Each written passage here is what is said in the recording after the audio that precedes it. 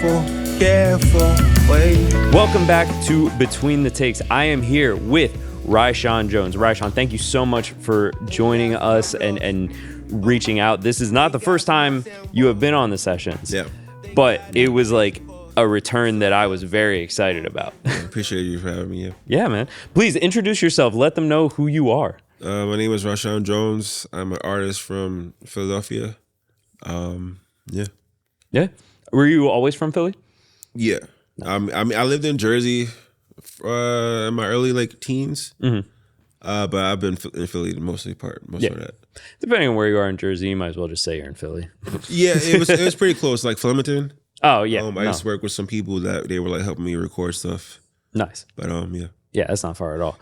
Yeah, but dude, thank you for coming on. It was a really cool twist because I've only done what could probably be considered hip hop one other time, and then when you came on with Sauce Boss for the first two songs, turned out amazing. Yeah. And I was really excited when you hit me up to do this again. It was really funny though because we realized that I had already been following you on Instagram and was planning to hit you up to do a session. Yeah. And that was still crazy to me because we met that day.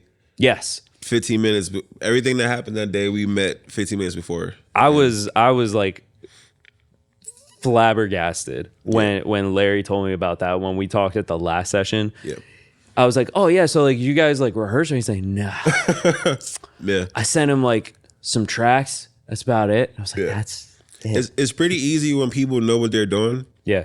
I just gotta show up and rap and remember the words. But they're pretty good. They learn everything really fast. It makes it pretty easy for me. Yeah. And they give it a different vibe because I had listened to some of your other stuff that you had done and I could see the connections between your music and this, but I could also see their flavor that they brought into it and how they changed it. And it turned out really well. Yeah.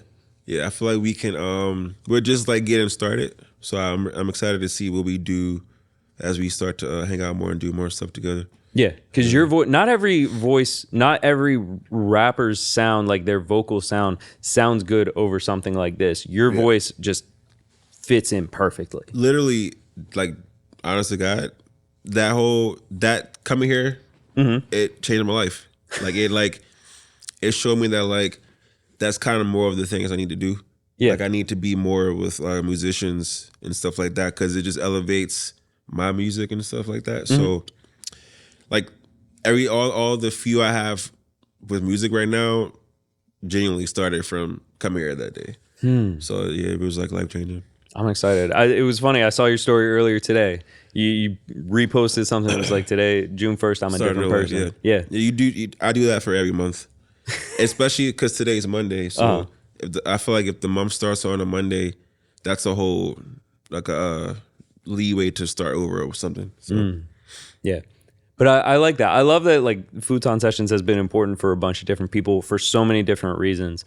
But what you said about working with musicians, I feel like it's really easy in music to want to isolate or to isolate yourself, and especially doing a form of artistry and a form of creativity like hip hop, it's really easy to get isolated or just be you and one other person. Yeah. And when you have this conglomerate, it elevates it because you have so many more voices, sounding boards, and everything. And it makes it easy for me. If we do a show, I got a whole band. I could be like, hey, yo, stop the drums, or hey, yo, you just having the stems in real time. Yeah. And it just makes it more, like I said, it elevates it as opposed to just rapping to your background track, which it works, but it's nothing like live music. Yeah, so. I think it's easier to even market yourself because I feel like a lot of bars in Philly wouldn't do just a hip hop artist, but if it's a hip hop artist with a band, and the band's playing that kind of music, I feel like we will be doing some bigger shows later in the year once the stuff starts getting out. So. Yeah, because you guys have already done one or two shows. Yeah, just that you were able to book off of. Well, I think they had it booked. You had met and then you did the Futon session? Yeah, they added me to their show that they was already doing already. Yeah. So it was a pretty cool experience. Gotcha. Yeah. But you bringing your songs in, I think I think it's cool that they now have someone that they're working with so regularly, because they had only released the one song that had been with an artist that was just a one-off. But having someone that they work with regularly, I think is helping them just as much as it's helping you. It's helping them. Yeah, and it shows me that like what being a team player is. Like I like to just I'm always having hands on with everything, so it's cool to just show up. All I need to do is remember my words and get the tempo right. So yeah, that's awesome. How long had you been doing music? Because I wanted to say I had seen multiple projects from you, but I wasn't sure. I've been making music since I was 8. My cousin stole a tape recorder and he gave it to me. So I used to freestyle like Lil Wayne and stuff. And then like by the time I was 11, I was writing music. But like maybe by the time I was like 19, I took it seriously. And I had like you ever remember like the rap blogs and stuff, like Two Dope Boys and whatever. I got like in on that era, and I thought that was like game changer or whatever. But then like it just I didn't know what to do with it. So then like I lost track of even doing music. Then I got signed to a management and tried to make stuff like that work, but it didn't work out as well. So I'm like restarting for real, like maybe the last 4 years, like really just like getting the courage to put myself out there. And I feel like this is the time to do that now. It's like everything is so DIY. Like it's like it would be a shame to not try at least. Yeah. When you have the opportunities, you don't want to have to look back and be like, should I have done it? Or like, what could have happened? Like, could I have done something if I actually did it? And the things I've seen myself like do on my own, just literally on my own with like my phone, it's amazing. So I can only imagine if you could just keep doing stuff and getting better, like where it could go. Yeah. Confidence boosters, like it's crazy seeing how far you can go on your own and then other people joining in. Like the confidence boosts are like crazy and you're like, I can take on the world. Yeah. Like I one of the songs you did today, Sense of Certainty, I made that song when I left my management. But that's also the first song I made that got on radio. But for me, like literally just I happened to get that song on the radio, but from my phone. Yeah. Just me. So that's crazy. It's the phone is a powerful tool for artists today. Yeah, it is. Speaking of the songs, you did 3 songs. Can you remind me what the 3 were? It was Sense of Certainty and then 2 others. Thank God for My Flaws and Turn the Page and Trust Your Better Judgment. Yes. If that one comes out. Or the Sense of Certainty. Sorry. That's the yeah. For people who are watching, context, we did 3 songs. We were trying for a 4th, but allergies are awful. And really? You can hear the congestion in this poor man and how he is struggling through this interview. And he's powering through like a champ, and I'm grateful. Yeah. But no, dude, the session sounded amazing. With the 3 songs, I hate that. Shit. I hate that condenser so much. We're leaving that in because it's funny. But I'm not gonna lie, I was cracking up when you guys did. What was the song? Thank God for My Flaws, because it's especially that title. Like it seems like a very serious sounding song, right? And then Larry's over there like, hey guys, remember, interact with each other, smile. And I was like, should you smile on this one? I get his mindset, but it depends on how you view it. Yeah. You know, I just thought it was funny. It wasn't like a jab at anything. It was just really funny. I'm like, having a shot of you, you're very like stoic, straight faced. And then I'm just imagining Larry in the background like playing drums. The title too came from me and my friend were just texting, and she was like, thank God I have flaws.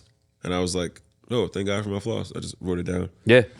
Some of the best song titles or anything in music just comes from talking to people for real.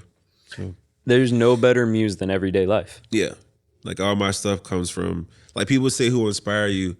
I always say it's like life first, and then the music comes afterward, but it starts with like stuff happening. Yeah. So yeah. That's cool. Are all the songs that you did out already? Yeah, I have an album out called What Are You Doing About It? It came out in March. And yeah, those are all on that album. Nice. Well, make sure you guys go check it out because, like I said, it is a very different vibe from what you heard with the Futon sessions. And I I've said it so many times. That's one of my favorite things is hearing what artists will do in here as a quote unquote live version compared to the original idea. Because I've had so many bands come on and they'll have a song that they've workshopped and it's been like 2 years since the single came out. And they have all these new ideas from playing it live or playing at shows. And it's just transitioned and transformed into a new sound and new meaning. And sometimes a new meaning for a different part of their life. Yeah. And even just from March to now, which now being June, I think this session is coming out in a month or two. Even just that amount of time shows how much the song can change. Yeah. Yeah. The version we did today, we actually rehearsed it like 2 weeks ago, and it was our first time rehearsing it, and it was crazy. It was like emotional a little bit because they were playing it exactly how it sounded. So I see what you mean on that. Like for me personally, doing a live version of it changed the element of the song. Yeah, and like the flow is a little different. Like it's more kind of like edgy a little bit. So yeah. Okay. With any of those songs, do you feel like, I know you had mentioned like the cool story behind the title for Thank God for My Flaws. Are there any, you say you pull from life, are there any like major things in life or interesting things in life that you feel like inspired any of these 3 songs? Trust Your Better Judgment for sure. Like my favorite verse on my album is the second verse on that song because it's me like writing about just getting out of your head, like why are you scared to try something you like doing? Like, and I got like reconnected with music to like from like the love of it, because I got lost in trying to make it a thing, like a thing that you can survive off of, which that still would be ideal, but like it's something I originally found as a kid. So like my album was like me getting back to like the kid in me, you know, and so that song particularly was like a soundtrack of me getting back into that. And Sense of Certainty was pretty meaningful too, because it was just me. I was like, I don't want to like badmouth the people I was with, but like when I was signed with them, leaving them felt kind of bad because they would work with all my favorite artists. So I was like, why would you leave a company that works with your favorite artists? But it's like, if your manager hasn't texted you back in 30 days, like, what do you, you know, they're too busy. Fair. Whatever. Very fair. But it was like having a sense of certainty that like, I'll be okay. Yeah. Without, you know, that situation. Yeah. So I love the meaning behind both of those. I think the Trust Your Better Judgment, I know I have had to remind myself like why I do things, like why I do the futon sessions, why I do anything I do. It's because I enjoy it so much. There will be times where I do a show or do a gig and it's just awful conditions, like it sucks. yeah.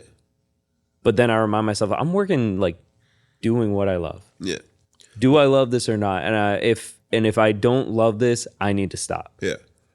I think you gotta do stuff for you first. Like my album, one of my friends hit me up one time. She's like, hey, how's your album doing? And I was like, in what sense?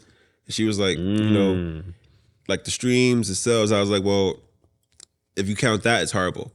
But I was like, I did it to remind myself that I can do it. And in doing it, it showed me like, okay, so when I do the next one, the fact that I even thought about doing the next one, because when I made that album, it was like, everything depends on this. Yeah. But I got out of that and it was just like, do it because it's in you. And it just feels more freeing to do it that way. Yeah.